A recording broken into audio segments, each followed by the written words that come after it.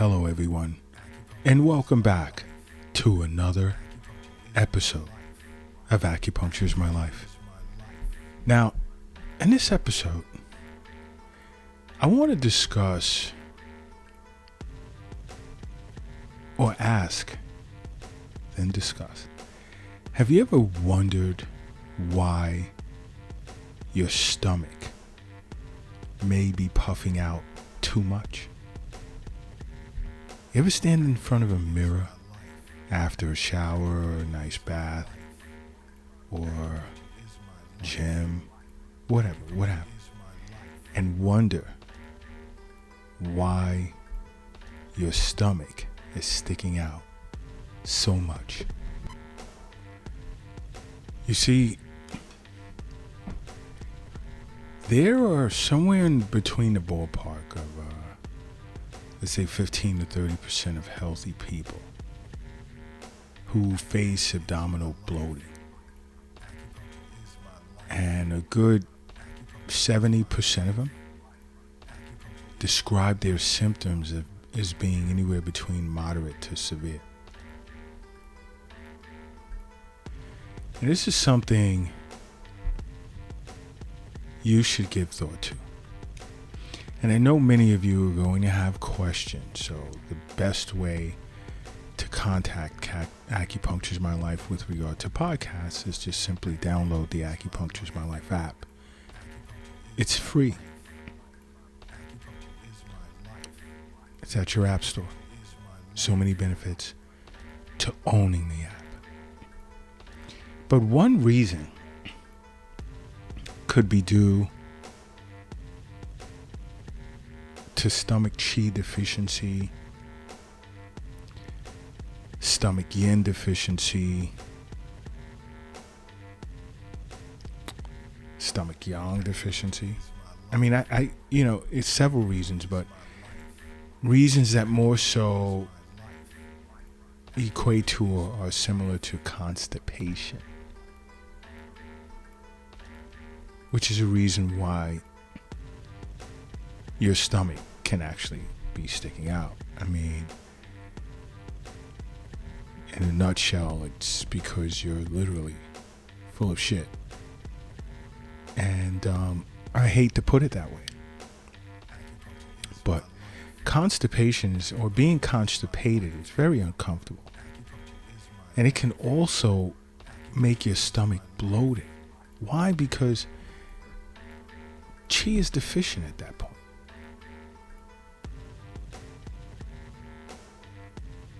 Could be a yin deficiency because there's excess heat and everything becomes dry and it's no longer moving. So what's actually happened is your feces is just stagnant. It's not moving. It's sitting there. It's fermenting. And it's making it obvious, again, that you're full of shit. And I'm not saying this to be funny. And this is why it's important to see an acupuncturist on a regular basis, because along with acupuncture, an Eastern nutrition consultation will help that, because, part of our responsibility is to make sure you're eating the right foods that are the equivalent of fiber-rich foods, qi-nourishing foods, and also the fact that you're drinking enough water. Which is why I'm constantly saying on an annual basis, see a physician for your annual checkups, but make regular wellness visits to an acupuncturist a must. Another can be due to gut bacteria. And this all goes back to balance. Because if there's an imbalance of healthy gut bacteria, this can serve as a cause of feeling bloated in your belly.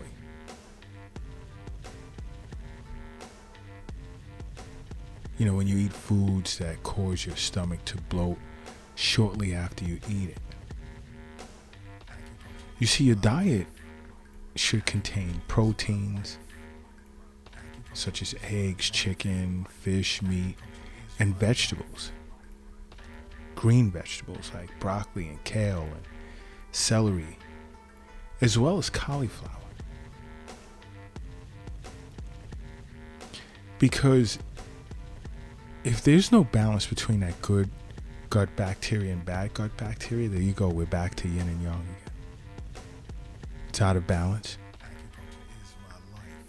Regulation, self-regulation is off now. Chi becomes deficient. It's no longer a harmonious flow of chi in blood, and you have problems. And then it becomes imperative that you see an acupuncturist.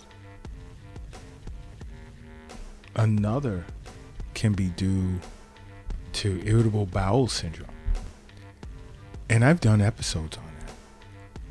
If you suffer from IBS, you should see an acupuncturist. You really, really should. Because certain types of gut dysfunction, such as, let's say, small intestine bacterial overgrowth, it can cause chronic gas and bloating.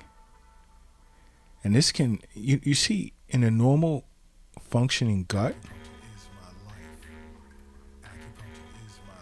and this would include like you not eating during the night and in between meals, the migrating motor complex usually pushes gut bacteria down into the large intestines where most of it lives.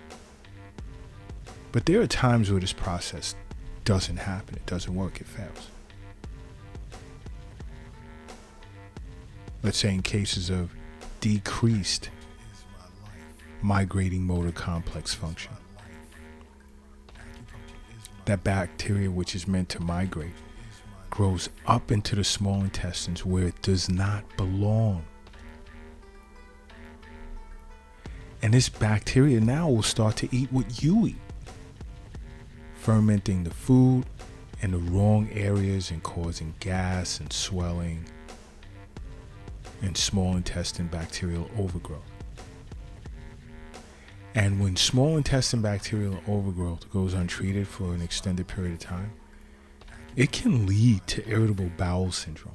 And see, acupuncturists know this.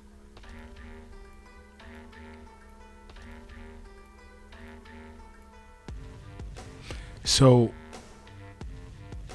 decreased migrating motor complex function is a sign of chi deficiency. Small intestine chi deficiency, because it's not pushing into the large intestine at that point.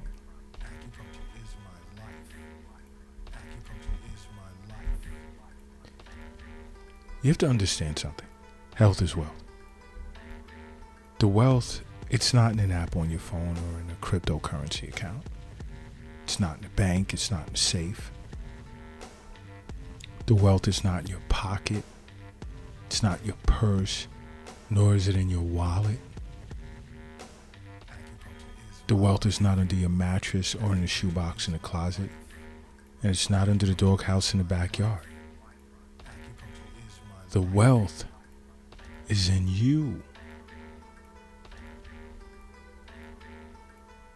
But you know what else can cause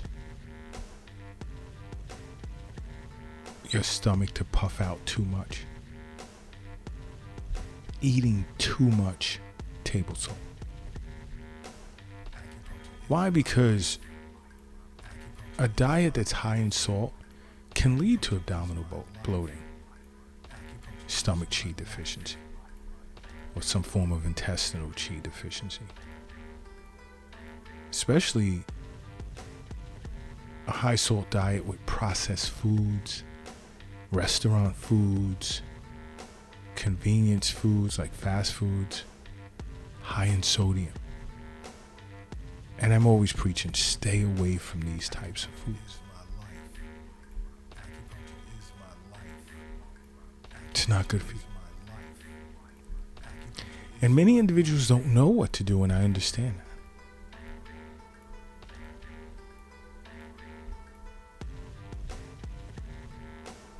Because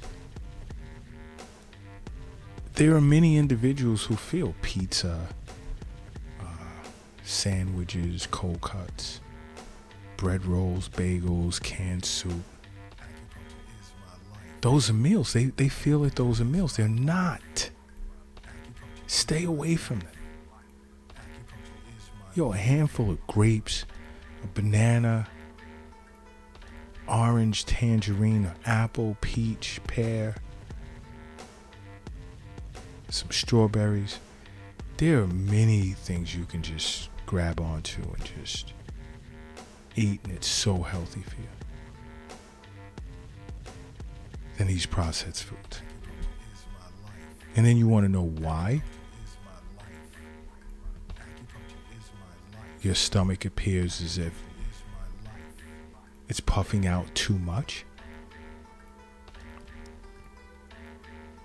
And you know what else for you ladies? Your menstrual cycle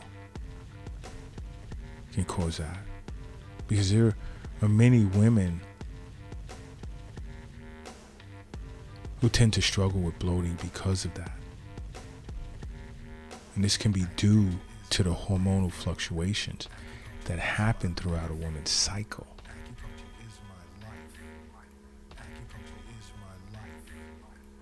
Many women struggle with premenstrual syndrome. And it can contribute to increased water retention, which fuels bloating, of course. And that's more likely due to the fact that estrogen being responsible for fluid retention. And when estrogen surges, in the case of menopause, PMS, or chronic hormone imbalances, bloating usually occurs. Yep.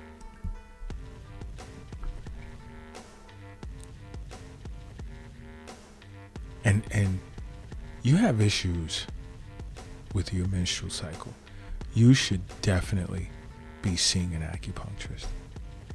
And I know many of you, and I get this a lot on the Acupuncture is My Life app in the message center. And if you don't own the app, download it.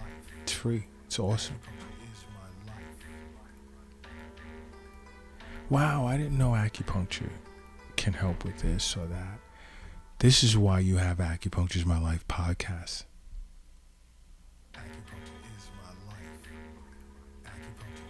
This is why 40,000+ of you listen to Acupuncture is My Life podcast globally on a regular basis. And I get messages from other acupuncturists, recently from one in Iran, who said he just got a patient. Now, we didn't refer him, but he just got a new patient who came because she listens to Acupuncture's My Life podcast.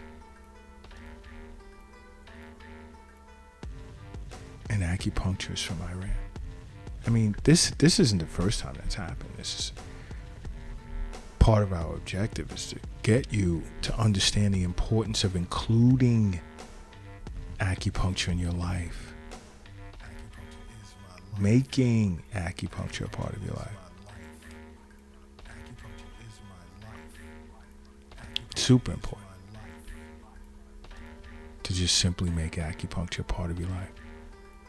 Because acupuncture is my life. What's yours?